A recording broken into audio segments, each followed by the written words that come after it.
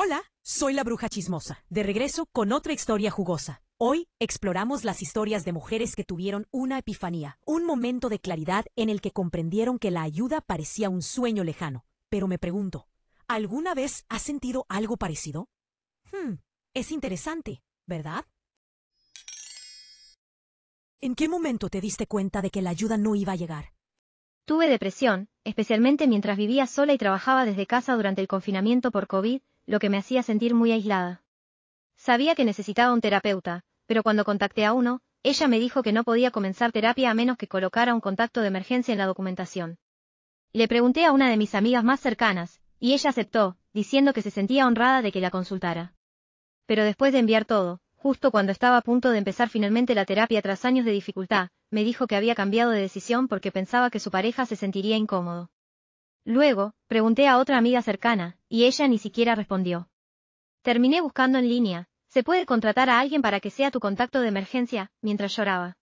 Lo más difícil era que mi depresión estaba en gran parte causada por la soledad. Entonces, en cierto modo, la terapeuta me estaba diciendo que no podía tratar mi depresión a menos que solucionara lo que en realidad la provocaba desde un principio. Pienso en eso cada vez que alguien dice, no necesitas una pareja, solo confía en tus amigos, o una pareja no reemplaza a un terapeuta.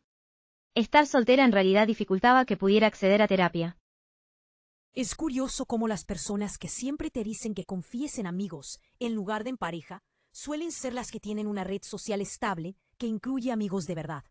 En un pequeño giro personal, me di cuenta de que no era que a nadie le importara o quisiera ayudarme, sino que yo no quería escuchar.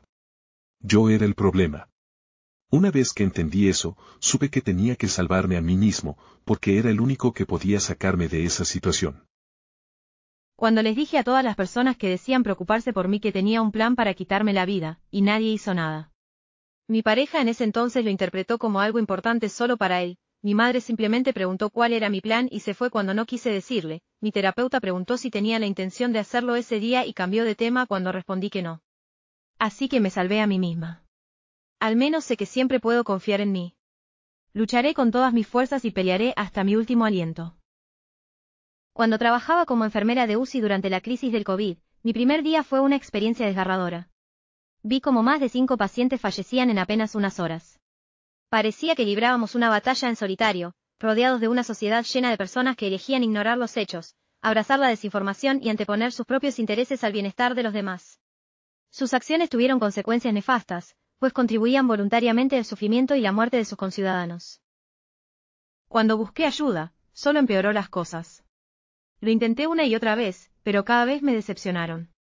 Finalmente, me di cuenta de que las personas en estos sistemas, incluyendo a mis padres, no se preocupaban realmente por mí. Cuando reconoces que una parte significativa de cómo navegas por la vida está dentro de tu control y de cómo enfrentas estos desafíos. No he enfrentado circunstancias extremas, pero mi enfoque está en crear un entorno más favorable para mí de aquí en adelante. Se trata de simplificar la vida, asegurar que mis acciones estén en línea con mis deseos y rodearme de personas que realmente disfruto. Tuve un colapso nervioso y llamé a la persona que pensé que me ayudaría, pero eligieron ese momento para ser despectivos y críticos. Fue la segunda vez que me decepcionaban en una situación crítica. Pensé, eso es, estás sola. Me tomó otra década realmente aceptarlo. Finalmente me di cuenta cuando mi mamá, a quien creía totalmente confiable, comenzó a faltarme al respeto después de que sus parientes se mudaran aquí. Ahora me menosprecia y se pone del lado de sus sobrinas en lugar del mío. Me di cuenta cuando estaba en mi punto más bajo, e incluso mi propia familia no estuvo presente. Las personas de las que más esperaba se mantuvieron en silencio. Ese silencio era ensordecedor, pero me enseñó a confiar en mí mismo de la manera más dura. Ahora, primero me pongo en contacto conmigo mismo, siempre. Cuando era adulto, cuando mi ex reveló su intención de quitarse la vida y me culpó, vi cómo su fachada se desmoronaba, lo que me dejó profundamente afectado. La situación posterior fue aún más difícil. De adolescente, al hablar con una amiga sobre mis pensamientos suicidas, recibí una respuesta que me hizo sentir que no me entendían. De niño, al asumir la responsabilidad de cuidar a mi abuela enferma a los 9 años, experimenté falta de apoyo y comprensión por parte de mis padres, lo que me hizo sentir abandonado y solo. Cuando necesité un lugar donde quedarme y todos decían que no podían porque querían su espacio, quizá fue algo positivo. Al final, lo resolví y construí un fondo de emergencia bastante bueno. No quiero volver a estar en esa situación nunca más. Cuando tuve que dejar a mi bebé temporalmente en un centro de cuidados para recibir tratamiento psiquiátrico hospitalario, mi exmarido y nuestras familias no pudieron hacerse cargo del cuidado temporal necesario debido a compromisos previos y otras obligaciones. Cuando mi dolor no importaba. Al final, nadie puede saber realmente cómo te sientes, pero cuando no importa, resulta algo cruel. Mi lección allí es que no puedo controlar muchas cosas, y así es como los demás se presentan ante mí. Así que aquí estoy, simplemente siguiendo adelante. Cuando lloré pidiendo ayuda, me tacharon de ser demasiado generosa, demasiado comprensiva, demasiado empática, hasta que me quedé sin nada. Aún estoy en proceso, pero desde entonces me siento como diciendo que no. Bueno, de alguna manera Dios intervino y marcó un punto de inflexión en mi vida. Me di cuenta de que, si no tomaba medidas, mi vida permanecería estancada y la idea de un fallecimiento prematuro me acechaba. Detestaba mi situación, era como un infierno personal, y no soportaba la idea de seguir viviendo así. Llegué a contemplar abandonar este mundo como vía de escape. Pero entonces descubrí mi propio poder de cambiar. Recé, actué y busqué ayuda. Encontré una comunidad de la iglesia solidaria, conseguí un empleo y recurrí a la orientación profesional de un psiquiatra. Puse mi bienestar en primer plano y me alejé de las presiones académicas hasta sentirme listo para volver. Invertí en mí mismo y construí una vida alineada con mis deseos. Asumir la responsabilidad nos da el poder de dirigir nuestras vidas en la dirección que elijamos. Tenemos la capacidad de crear para nosotros una existencia extraordinaria.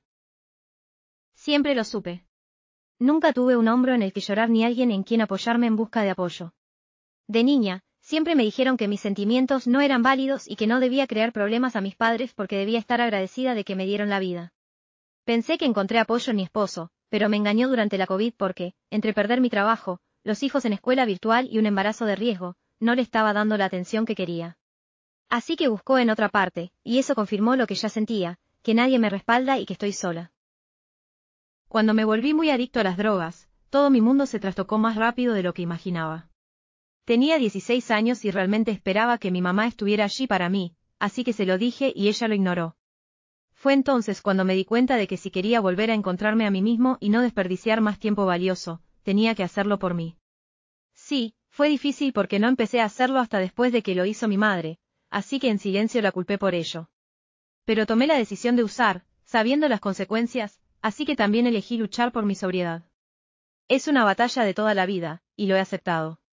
También he aceptado que las personas no quieren ver lo que es evidente, por eso lo ignoran. Cada vez que recaigo, simplemente lucho más fuerte para volver a levantarme, y lo hago cada vez, sin que nadie me salve. Cuando tenía 16 años, estaba teniendo quizás mi segundo episodio depresivo en la vida. No podía hacer nada, y tenía pensamientos suicidas. Hablé con todos los que se me ocurrieron durante 2 meses, la consejera de orientación de mi escuela y la trabajadora social, mis amigos y mi familia, lo que llevó a una visita con una pediatra. Unos meses después, no tenía nada que mostrar por ello. No tratamiento, ninguna ayuda real. La trabajadora social hizo conmigo unas cuantas sesiones parecidas a terapia y luego pareció olvidarse de mi existencia. La doctora me dijo que viera menos YouTube, dijo que probablemente no estaba deprimida, y que pondría una referencia que simplemente nunca ocurrió. Tenía 17 años cuando me di cuenta de que no iba a recibir ayuda. Que el plan de todos a mi alrededor, incluso los que dijeron que ya lo sabían cuando les dije que estaba deprimida, era volver a ignorarlo. Tenía 21 años cuando finalmente alcancé algún tipo de punto de quiebre y me di cuenta de que tenía que obtener ayuda real, incluso si nadie me apoyaba. Las cosas aún no son perfectas, pero son tanto mejores de lo que eran cuando tenía 17 años. De niño, vivía en un hogar donde sufría maltrato severo. No muchas personas estaban al tanto, y quienes lo sabían solían ignorarlo y fingir que no estaba sucediendo. Veía numerosas representaciones de maltrato en los medios de comunicación, pero todas retrataban al maltratador como equivocado y eventualmente siendo detenido y castigado, o al menos las víctimas liberándose de ellos. Sin embargo, eso nunca sucedió realmente en mi caso. Mi madre me aseguraba constantemente que mi padre me quería a pesar de su comportamiento maltratador, y me aconsejaba esperar hasta cumplir 18 años y mudarme para escapar de él. La percepción del tiempo difiere para los adultos en comparación con los niños. Unas vacaciones de verano parecen largas para un niño, mientras que para los adultos mayores, unos pocos años pueden pasar inadvertidos. Ser aconsejado a simplemente esperar una década para vivir una vida normal era increíblemente desafiante. No podía entender por qué otros niños eran lo suficientemente afortunados para tener padres que los trataban bien, mientras que yo no. Así que esperé y finalmente me mudé a los 18 años. Así que recuerdas con claridad esa sesión de terapia en la escuela. Fue una oferta bien intencionada de un espacio seguro, pero no llegó a ofrecer un alivio real. Sentiste que solo estabas hablando con un amigo, y cuando terminó la sesión, aún tenías que volver a los mismos problemas en casa. Justo este año, tras el fallecimiento de mi madre y la ruptura con la persona con la que tenía una relación seria, he tenido que enfrentar algunas verdades duras. Para ser claro, no tengo familia cercana. Hay parientes solo de nombre, pero no existe una conexión real, pese a que he intentado acercarme. Ellos no corresponden. Antes lo tomaba de forma personal, pero he comprendido que son como yo, buscan a alguien en quien apoyarse, alguien que los cuide. Pienso que esto tiene su origen en una vieja herida de la infancia, esa sensación de inseguridad e incompletitud cuando no te sientes bien cuidado. Se trata de no haber forjado una identidad sólida e independiente, capaz y autosuficiente.